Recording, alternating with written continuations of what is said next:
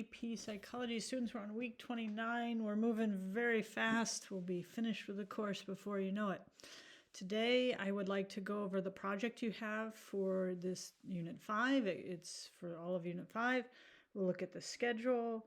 I want to just review the diagnostic categories from last week, see what you remember. We're going to define differential diagnosis together. We're going to look at what active listening and open-ended questions are. And then as best we can, you're going to role play in a discussion forum. Obviously, it would be better if it was live and you were speaking to each other, but we have to deal with the fact that we cannot do that. And then I have some College Board practice questions as always.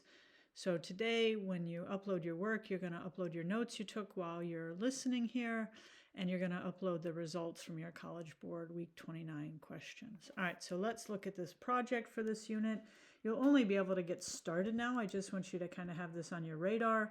On the course page, you'll see it is the Differential Diagnosis Project information page. That just gives you the file. I don't know why the download was blocked.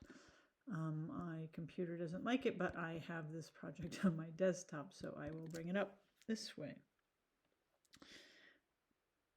Hopefully I think it's just how my internet is right now. So what you're doing for this project is you're practicing doing diagnoses. So it's going to help you experience what it's like to use the DSM in a variety of real life situations.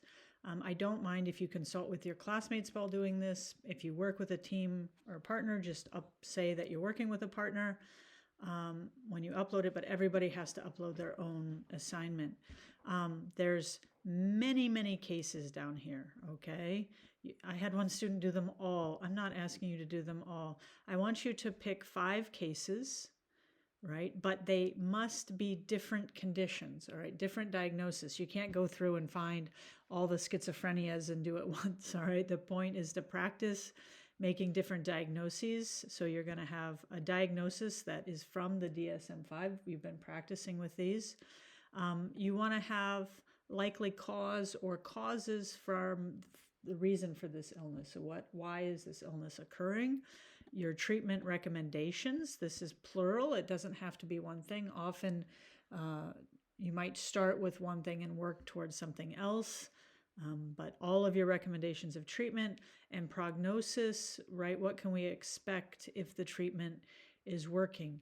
I don't want to see pages and pages. You can be very brief with this. It can be bullet pointed. The key is that it should be clearly your writing. It should be so clear to me that an AI did not write this, that it's your work. You can use all the resources that we've had on Moodle. There's also I gave you one other resource here. Please don't just put the case in AI and have it generate what? Think about it, right? I don't mind if you make mistakes. I'd rather see your thinking.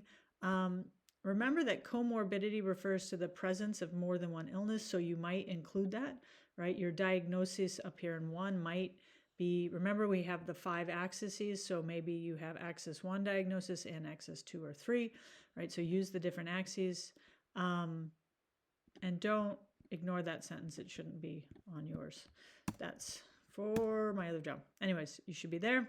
So choose your cases, make sure they're different cases, make sure they're not the same diagnoses, likely cause, treatment recommendations, prognosis. You can do it in bullet form. Make sure it's your own writing. All right, if you have questions about it, just let me know. All right, and then let's look at the rest of our schedule. So on this project, obviously you've only learned some of the diagnostic criteria, so you can't quite finish that, but just so you have this aware, by the end of this week, you're going to have all of the different categories. So you're going to finish childhood disorders, schizophrenia, dissociative, substance abuse and addictive, and personality disorders at the end, because next week we go to treatment options. So you can't completely finish the project right now, but if you'd like to get started, you can. Don't forget, you're preparing for the exam. You have lots of extra multiple choice questions here. And you won't turn that project in until in week 31, right? Because we're finishing up maybe week 31. Here's week 31, and that's when you're turning in the project. So you have time to work on that. All right, so let's look at what criteria. So what I want you to do on your paper is you learned about mood disorders last week. What are the different categories? Like the diagnosis in the DSM doesn't say mood disorder. That's the large category of disorders. What disorders might you find there? All right, when you're ready, restart the video. Do you have major depressive disorder? Do you have persistent depressive disorder, bipolar 1, bipolar 2? Okay, those are the 4 different categories that you need to know, and you need to know how to tell the difference between the two. All right, so this should have been something you did last week. Same thing for anxiety disorders. Pause the video and see how many anxiety disorders can you just list out. All right, when you're ready, restart the video. You should have specific phobias.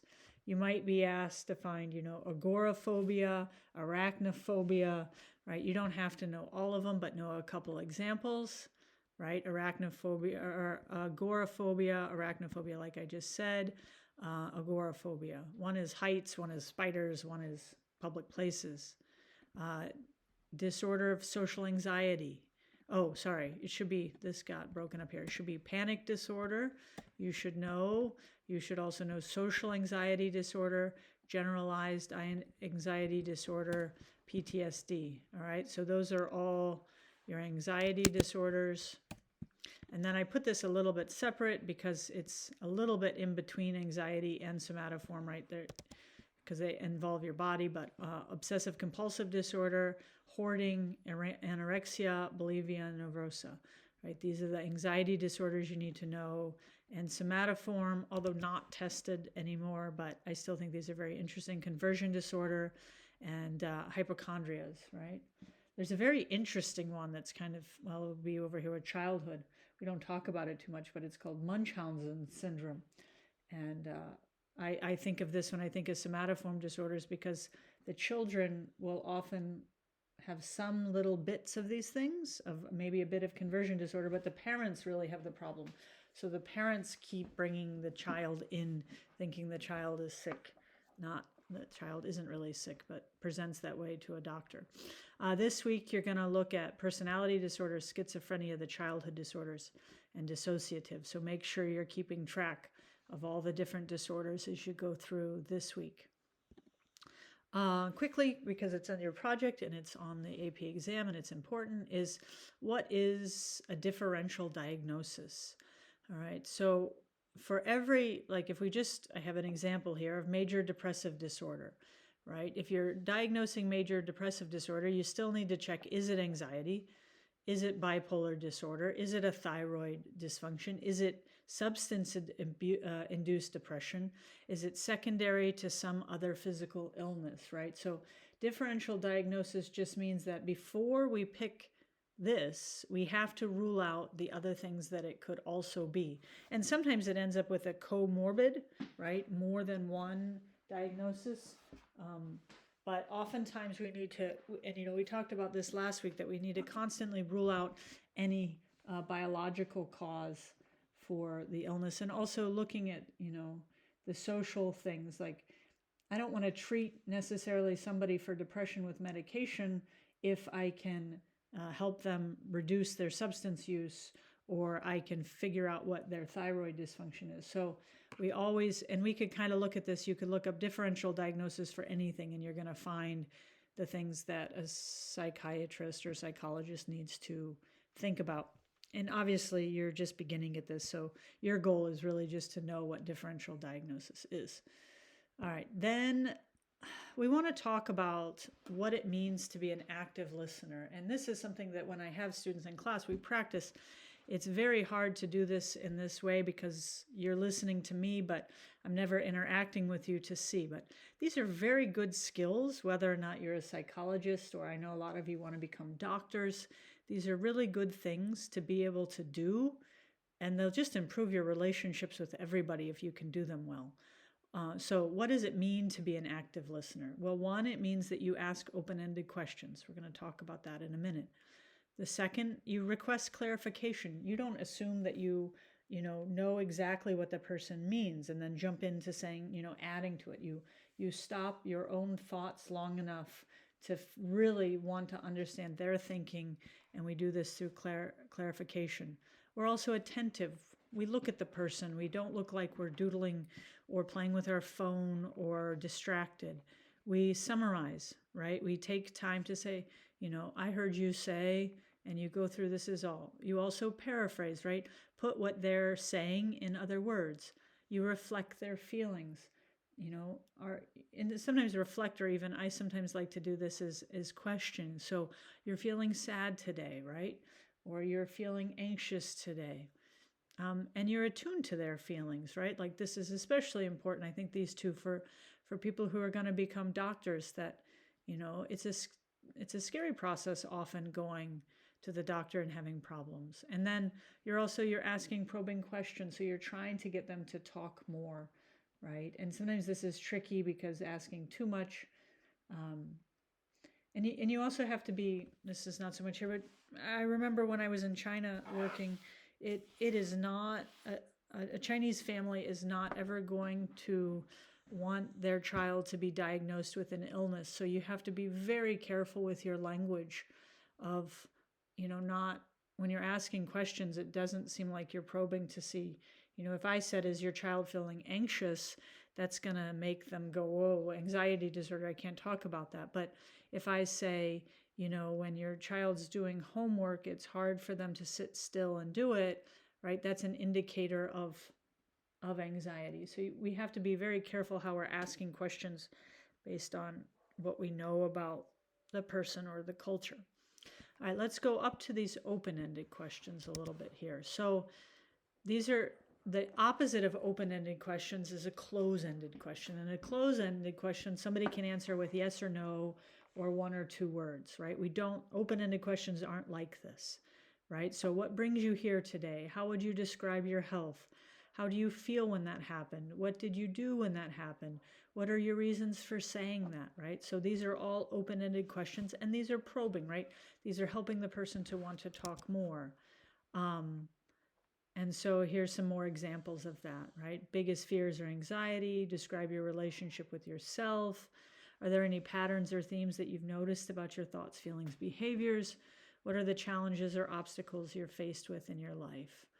Right, so these are all examples of open-ended questions. And what we're going to do in the discussion forum, I got to go up to it. Where'd it go? Here we go. This practice diagnosing. The labeling is off, but I'll fix that in a second. This just needs a 29. Is what I would like for you to do is, this didn't save. All right, so I had edited this and it didn't save, but we're going to deal with that. So, so this discussion is for students who are not in the weekly Zoom meeting or who are in the non-live section of the class. I'm going to just put points in this so we won't need this. All right, so you learned about the new disorders this week and last week. So I'm going to change this. You need to create one made up person who meets the diagnostic criteria for a disorder. So you're going to write a 1-paragraph description, all right, about this person, right, as if you were speaking to a psychologist. All right, so then you will act like a psychologist and diagnose another student's posting. All right. When you do the diagnosis, you will ask one follow-up open-ended question. And finally, you as the patient will answer that question. So you're kind of going back and forth. First, you're the patient. Then for another student, you act as a psychologist and you ask a question with a diagnosis, and then you come back and you answer the question as the patient. So this means you will make 3 postings to finish the discussion. All right, let's save this time because I did this once and now I'm redoing it. So that's how you're going to finish up the discussion. All right.